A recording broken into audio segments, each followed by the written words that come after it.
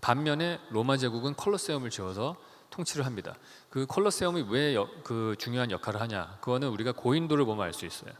고인돌 보면 우리 국사책에 5학년 때 나오는 거잖아요, 이거. 근데 저는 이거 왜 지었는지 이해가 안 갔어요. 그래서 선생님한테 물어보니까 본인도 모르시더라고요. 제가 최근에 깨달았어요. 뭐냐면은 이 고인돌, 이 돌들이 주변에 없는 거예요. 한 10km 떨어진 데에 있는 돌인데, 바퀴가 발명되기 이전에 이 선사시대 때 이 고인돌은 어떻게 만들었냐면은 한 100명 되는 장정들이 숲에 가서 나무를 잘라서 통나무를 만든 다음에 돌 앞까지 끌고 와서 돌 앞에다가 깔은 다음에 바위를 얹어서 밀어갖고 여기까지 와야 되는 거예요. 그 다음에 왜 작은 돌이 밑에 있고 큰 돌이 위에 있잖아요. 작은 돌은 보시면은 땅을 파가지고 저건 수십 명이 힘을 합치면 세울 수가 있는 사이즈 정도예요. 그래서 그걸 옆에서 이렇게 땅속으로 끼워 넣습니다. 그런 다음에 보시면은 이렇게 약간 세워 있는 돌이 오른쪽으로 기울어져 있잖아요. 오른쪽에서 끼워 넣었단 얘기예요. 그런 다음에 그 두 개의 돌을 세우고 나서 그 두 개의 돌이 서 있는 그 위에까지 흙을 다시 쌓습니다. 그래서 완만한 언덕을 만들어요. 그 다음에 다시 통나무 위에다 큰 바위를 얹어서 끌고 온 다음에 얹고 나서 다시 흙을 다시 파냅니다. 연락이 무식한 방법이에요, 진짜. 그 프로세스 뭐 흙 다시 쌓았다, 흙 다시 파냈다가.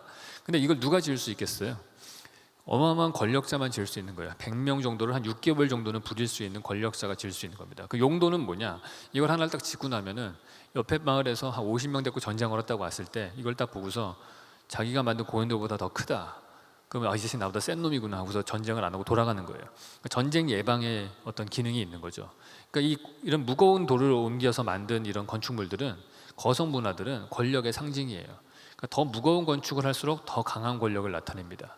그렇기 때문에 콜로세움이 무겁기 때문에 권력의 상징이 되는 거예요. 그러니까 로마 제국 군대가 철수를 하더라도 몇십 명만 남아 있어도 로마 제국을 두렵게 생각할 수 있는 거죠. 그러니까 보시는 것 같은 이런 스톤인지라든지 피라미드나 뭐 메소포타미아의 지구라트라든지 아니면 만리장성 같은 거, 이것도 한 군데 뚫리면 끝인데 9,000km나 쌓아서 만든 거예요. 내지는 이런 티칼의 피라미드 같은 거, 이런 건 다 자기들의 권력을 과시하기 위해서 만든 것들입니다. 그러니까 이런 거를 왜 만드느냐? 생존을 하기 위한 거예요. 자기가 전쟁을 피하고 생존하기 위한 과시인 거죠. 그러니까 과시함으로 인해서 불필요한 충돌을 피하는 거죠. 그래서 우리가 생존을 위한 과시의 원리를 한번 배워볼 필요가 있어요. 뭐냐면은 제러드 다이먼드 교수가 사람이 담배를 피는 이유를 되게 재미나게 설명을 했습니다. 뭐냐면은 담배 피는 이유를 아프리카의 가재를 들어서 설명을 해요. 이게 초식 동물이고 달리기가 되게 빠릅니다. 이 달리기 빠른 애가 사자가 잡아먹는데, 사자는 달리기가 느리다 보니까 이게 무리를 지어서 가는 가젤의 맨 뒤에 뒤처진 애들만 잡아먹어요. 병약한 애들만. 그러니까 건강한 가젤들은 사자가 배불러서 쉬고 있을 때 그 앞에 가서 쓸데없이 껑충껑충 뛰어요. 그래서 자기 힘을 계속 낭비를 합니다. 뭐냐면은 내가 이렇게 힘을 낭비하고 뛰어도 너가 나 잡으러 올 때 도망갈 만큼 충분한 힘이 있다. 나는 정말 건강한 가젤이다. 그러니까 날 쫓아오지 말아라. 이런 메시지를 전달하는 거예요. 그래서 우리가 공익광고협회에서 아무리 담배가 몸에 해롭다고 얘기를 하더라도 담배를 피는 사람의 심리는 이렇게 몸에 해로운 담배를 피워도 나는 괜찮을 만큼 센 놈이다. 그걸 보여주기 위해서 담배를 핀다는 거예요. 마찬가지로 우리가 회식 자리에 가가지고 술 많이 먹이는 사람들이 있어요. 계속 자기가 술 잘 마신다고 뭐 못 먹는 술 계속 딴 사람 먹이는 사람들, 그 심리는 난 너보다 세다. 그거를 보여주고 싶은 거예요. 이렇게 몸에 해로운 술을 마시고도 나는 멀쩡할 수 있다. 그런 걸 보여주고 싶은 거죠.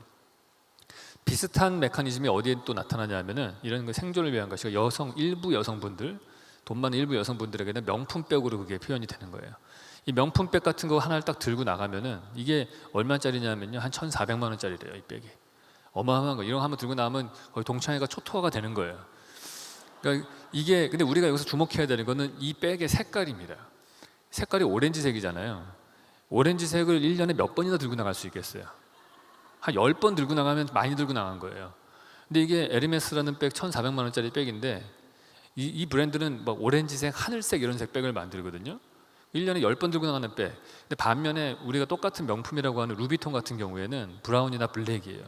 그런 색깔 백은 한 1년에 한 250일은 들고 나갈 수 있거든요. 그러니까 실제 가격은 200만 원하고 1,400만 원 7배 차이 나는 것 같지만 실제로는 효용 가치를 따지면 한 100배 차이 나는 거예요, 사실은. 그러니까 이런 백 한번 들고 나면 끝나는. 근데 우리가 여기서 배울 수 있는 거는 우리가 쓸모 없는 데다 돈을 썼기 때문에 그래요. 열흘밖에 안 들고 나가는 데다가 1,400만 원을 쓸 수 있다는 얘기는 돈이 많다는 반증이잖아요. 반대로 얘기하면은 생필품에다가 돈을 쓰면은 전혀 과시가 안 돼요. 동창회에 우리가 두루마리 휴지 같은 거 들고 나간다고 해서 전혀 과시가 안 돼. 그러니까 이런 다이아몬드, 이게 씹어먹을 수도 없는 다이아몬드 반지에다가 2-3천만 원씩 쓴다는 얘기는 내가 정말 돈이 많다, 낭비를 하는 거거든요. 그래서 마찬가지로 피라미드도 그래요. 피라미드가 아무짝에도 쓸모가 없기 때문에 과시가 되는 거예요. 이게 쓸모 있는 용도면은 아무런 과시가 안 됩니다. 죽은 사람 무덤에다가 20년 동안 뭐 전 국가의 재산을 대부분을 다 탕진하면서 만드는 이유는 결국에는 과시를 하기 위한 것들이에요.